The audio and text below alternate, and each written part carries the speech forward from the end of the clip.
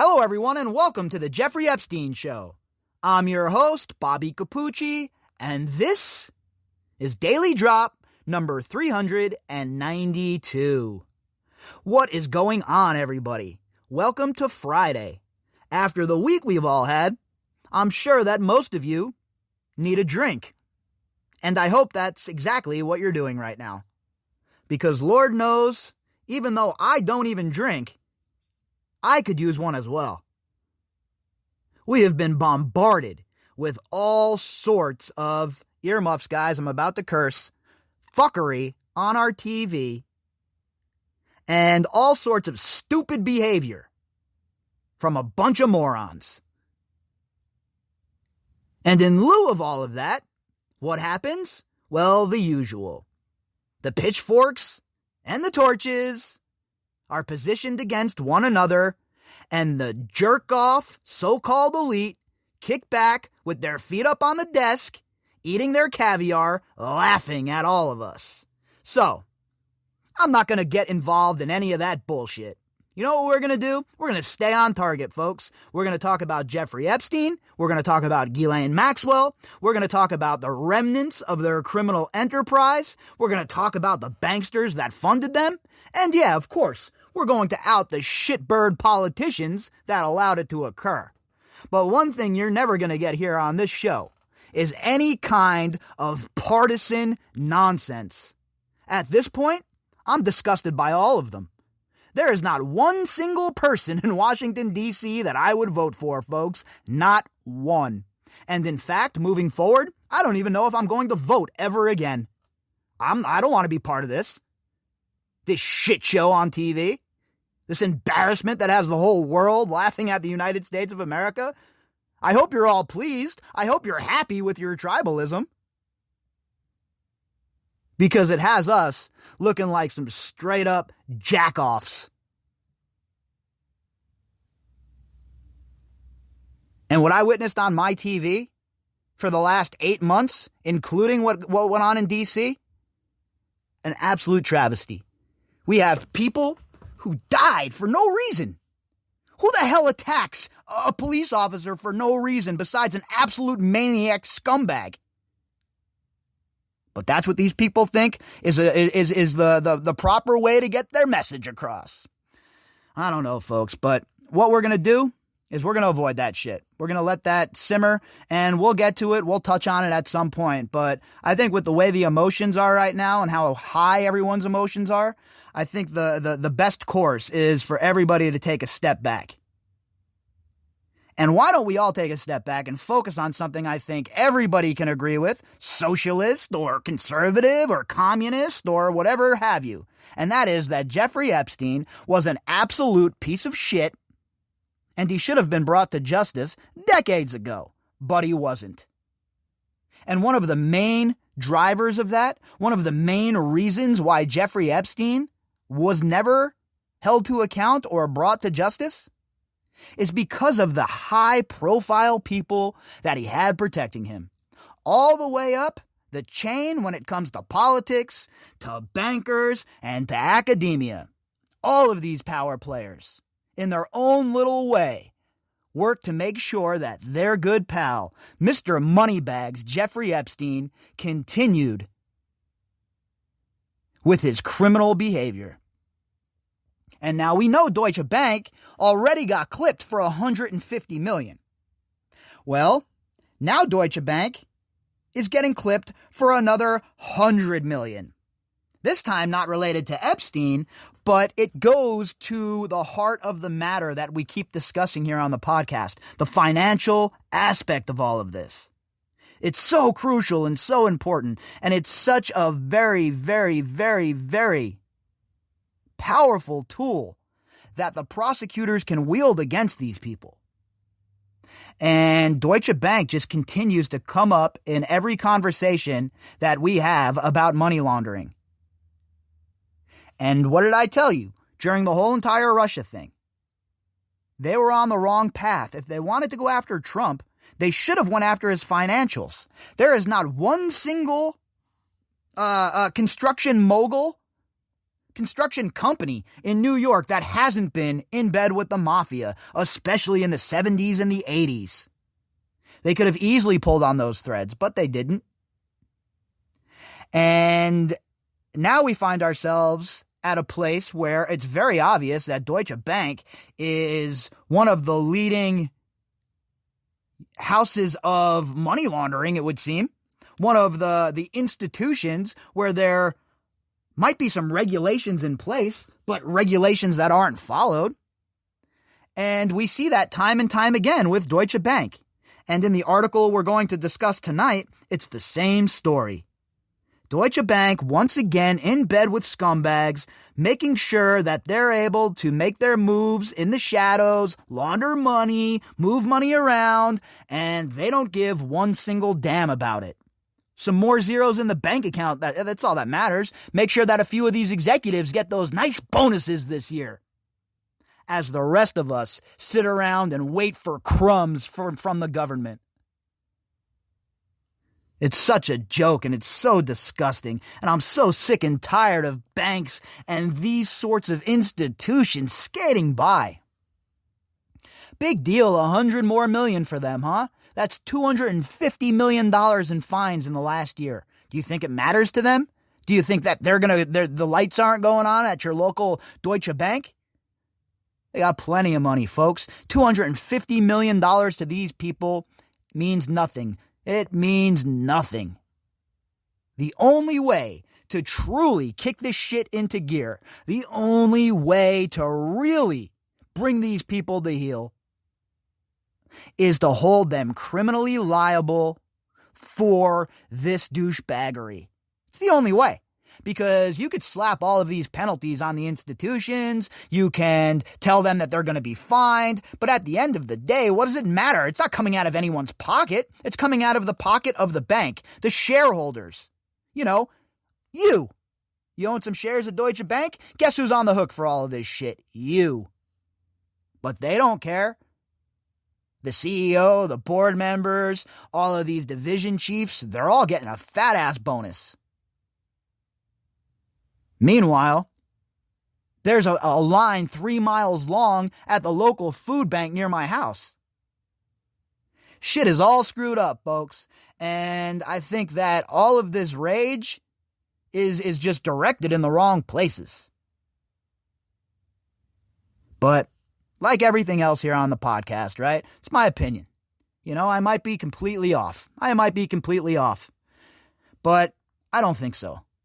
I think that people are damn mad, and I think with good reason. And it doesn't matter what side of the political debate you're on. People understand, no matter what side of the debate that they're on, that we're getting screwed. The problem is nobody can agree on how to fix that. So that's where the conflict comes in, right? Everybody has a different vision on how to fix that. So I don't know how to, maneuver and get everyone on the same page. But I'll tell you this much right now. These scumbags in the financial sector are the enemy of all of us. These are the people that are dropping 26% finance rates on you when you get a credit card, not your neighbor. These are the ones that are keeping you in financial slavery your whole life with your debt-to-income ratio and how far in debt our society basically moves you. So I think that there's going to be a time when people realize that they're being manipulated and that this financial system is put into place for the billionaires and the millionaires, and the rest of us are left to pick up the crumbs. And we see it time and time again. Every single time one of these banks gets one of these fines, it makes me angrier. When are these people going to go to prison? Is it ever going to occur? Is 46 going to send them to prison? I guess we'll have to wait and see, huh? This article tonight is from the Associated Press. Headline: Deutsche Bank to pay $100 million to avoid bribery charge. And right there off the bat, I have a problem with it. To avoid a bribery charge? So what's the government extorting $100 million out of them? Look, you better give us $100 million or you got a bribery charge. It's like the mafia saying, look, you need us for security. No, I don't. They throw a brick through your window. Yes, you do. Oh, well, I guess I need security. How about we just slap them with the bribery charge, we fine them for the $100 million, and then we prosecute the CEO or whoever's signature is on these loans. I know, it's a novel idea to hold people responsible for their bullshit, but here we are. This article was authored by Tom Hayes.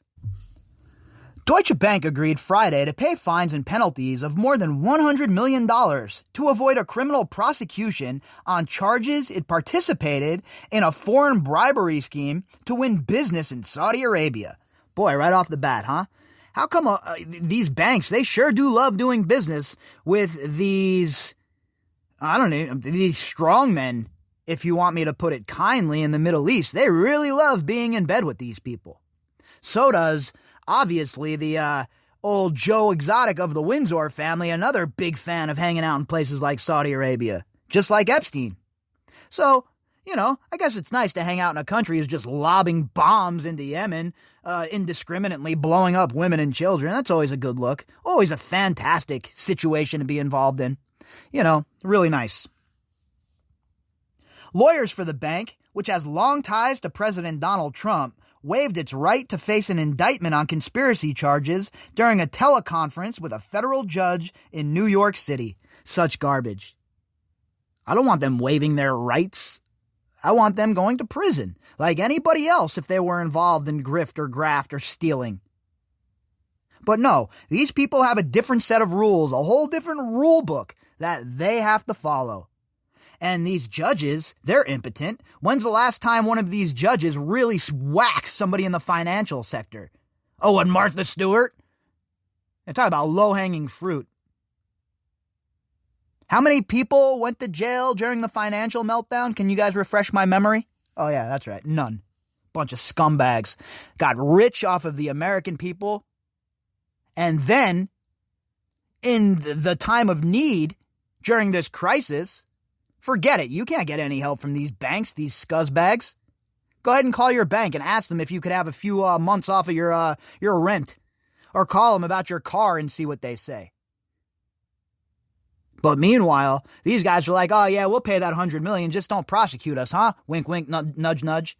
What, did they make this deal on the golf course on the 14th hole? According to court papers, Deutsche Bank bribed intermediaries to make deals in Saudi Arabia, labeling payments as referral fees. Oh, that's nice. You just label payments however you want. Imagine if you were running a business and you conducted yourself this way, and then you were audited by the IRS or you were caught up in some sort of sting. Do you think they'd just fine you? Or do you think you'd find yourself eating bologna sandwiches next to the bipedal serpent? Pretty sure it's option 2, folks, okay? Considering they'll put you in prison for the rest of your life over some weed, you would think that $100 million in bribes to get contracts would end up with somebody going to prison, but I guess not. What a fantastic country we're living in. In one instance, around 2012, the bank paid one of its fixers $1,087,538 and caused those payments to be falsely recorded in the company's books, records, and accounts, the papers said. One of its fixers? What, do they have Ray Donovan on the payroll? Are they sending Ray Donovan out to do some collections for them? If you don't pay your car payment, their fixer's going to show up? This is the mafia of fixer. They're calling in the wolf to clean shit up. None of this sits right with me, and it really bothers me. The whole entire financial system is a shit show. Other intermediaries demanded financing for a yacht and for a house in France as compensation, the paper said. Oh, must be nice. Yeah, here's what I want. I'm going to need a house in France, all right? You hook it up. I'm going to need it on the river. I'm going to need some property around it, and I want a vineyard. That's my price. Deutsche Bank, no problem. Here you go. Signed off. The other guy, I'm going to need a yacht. Me and my harem, we're going to need a yacht to float around on. Oh yeah, we got you too, buddy, no problem. And we're worried about arguing with each other, huh? We're worried about that shit when these people are so busy every moment of every day finding new ways to screw us. A Deutsche Bank spokesman, Dan Hunter, declined to comment on the specifics of the case, but he said that the deferred prosecution agreement showed that the bank was taking responsibility for its actions and that its cooperation with federal authorities reflect our transparency and determination to put these matters firmly in the past. Oh, well, that's nice. That's great. So next time you get in trouble, you don't pay your taxes or what have you, you just tell the authorities, well, we're working with you now, so it's all good, right? We don't have to face any stiff penalties. We're going to pay our fine and we'll keep it moving. They'll laugh at you, arrest you, and throw you in prison for 10 years. Meanwhile, Dan Hunter gets to make this ludicrous statement, and his bosses get to fly away on their helicopters to go land on said yacht, and then to laugh at the rest of us as they're spending their laundered money. Boy, it must be nice. The resolution comes in the waning days of the administration of Trump, who had a long-time personal business association with the bank that has been under scrutiny for years. And I told you guys, this has legs, right? This is a valid course. This is a valid path to take. Deutsche Bank, one of the few banks willing to lend to Trump after a series of corporate bankruptcies starting in the early 90s, has become central to investigations by Manhattan District Attorney Cyrus R. Vance and New York Attorney General Letitia James that are considered a potential legal threat to Trump after he leaves office this month. Now, I wonder, with all of these fines that Deutsche Bank has gotten slapped with, if they have anyone that's going to roll over on Trump. And when Trump leaves office, now remember, he can pardon himself federally, but not state. So I wonder if these prosecutors and Letitia James, the Attorney General of New York, are going to pursue this, and if they're going to pursue it vigorously, because this will be an absolute shit show. You want to talk about gasoline on the fire? Oh boy, here it comes. But if there is some there, and he is caught up with some sort of financial crimes, he should have to pay the price like anybody else. I don't care if you're the president. I don't care if you were the president. I don't care if you're the Pope or Jesus Christ himself. Vance and James, both Democrats, have subpoenaed the bank for documents related to the president. Trump has said the investigations are politically motivated. Yeah, I'm sure there's a little bit of that involved, right? But look, you could be the most ardent Trump supporter in the world, the Viking guy, right? Running around with the Viking hat on. But you have to understand that this is a man who has been involved financially in some really shady shit. And I think that the Attorney General of New York and Cy Vance, who I think is an absolute clown, by the way, are well within their rights to explore this. If there's some smoke there, if there's circumstantial evidence there, probable cause, it has to be investigated. In previous cases, the Frankfurt, Germany-based bank has agreed to a Securities and Exchange Commission fine of $16 million to resolve separate allegations of corrupt dealings in Russia and China. These guys got their fingers in the pie all over the world. Deutsche Bank should be barred from doing business in America.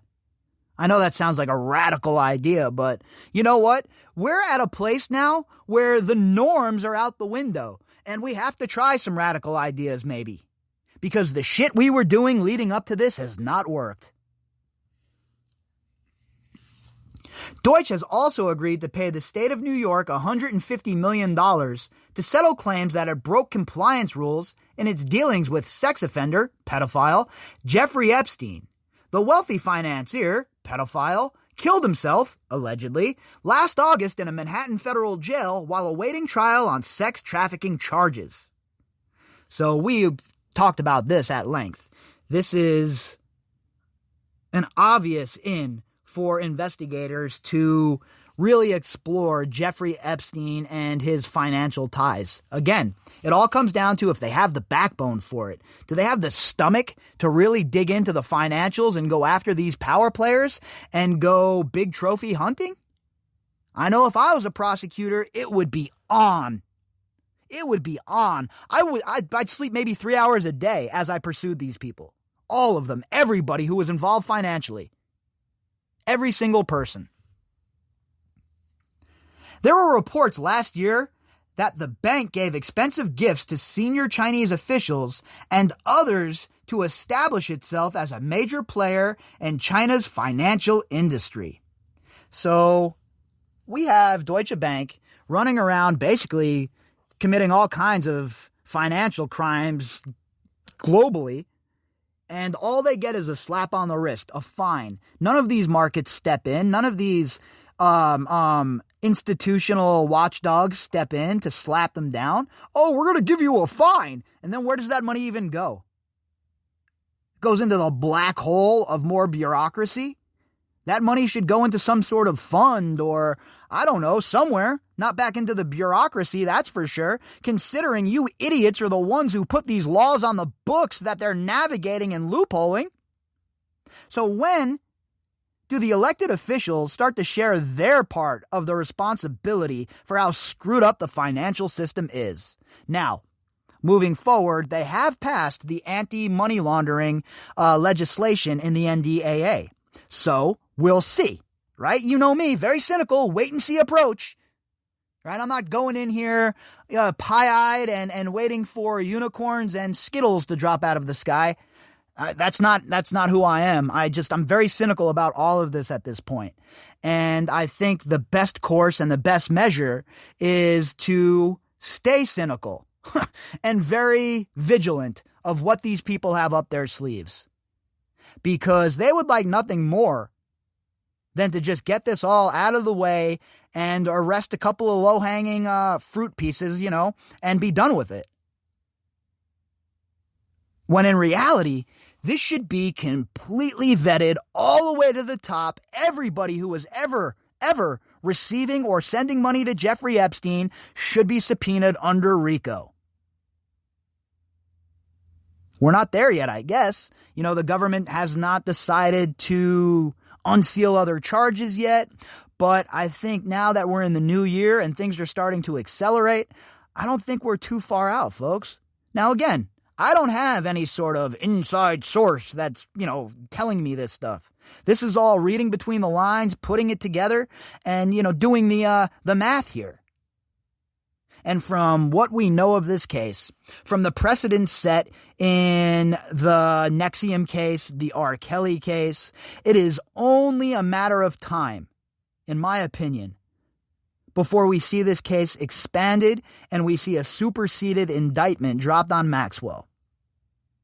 And all of these investigations into the banks and the subpoenas by Denise George, I think they're going to bear fruit.